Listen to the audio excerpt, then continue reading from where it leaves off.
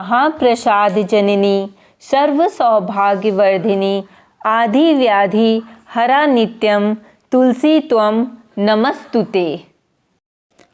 पौराणिक मान्यताओं के अनुसार कार्तिक मास के शुक्ल पक्ष की एकादशी तिथि को भगवान विष्णु योग निद्रा से जागते हैं, जिसके बाद से मांगलिक कार्यों की शुरुआत हो जाती है।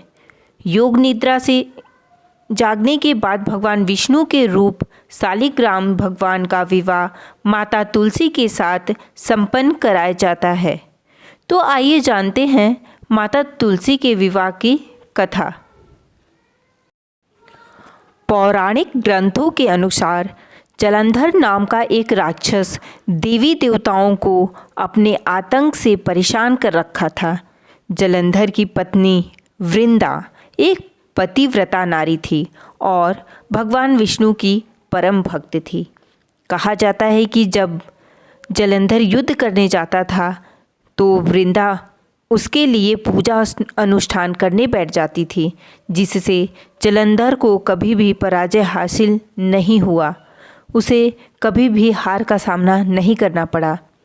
एक दिन जलंधर स्वर्गलोक पर आक्रमण कर दिया, जिसके बाद सभी देवी देवता भगवान विष्णु के पास गए और उनसे रक्षा की गुहार लगाने लगे।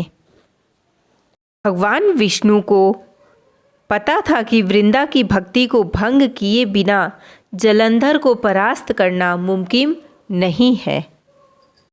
इसलिए उन्होंने जलंधर का रूप धारण करके वृंदा के पास गए, जिसके बाद वृंदा का पतिव्रता धर्म टूट गया, जिससे जलंधर की सारी शक्तियाँ नष्ट हो गईं और वह युद्ध में मारा गया।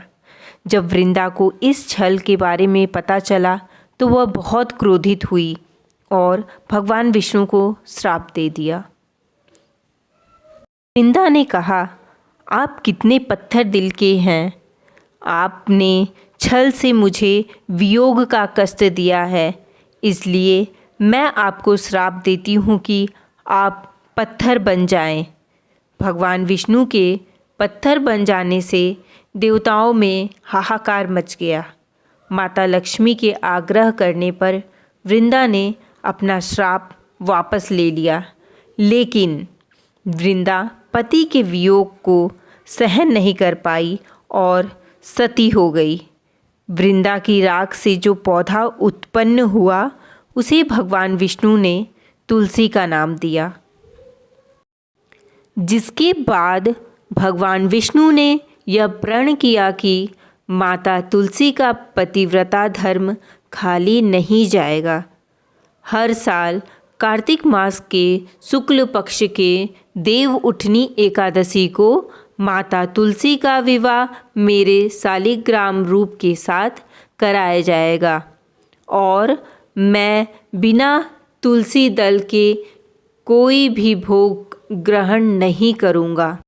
कहा जाता है कि जो कोई भी तुलसी विवाह संपन्न कराता है उसे कन्यादान के बराबर पुण्य फल मिलता है और उसका वैवाहिक जीवन खुशियों से भर जाता है।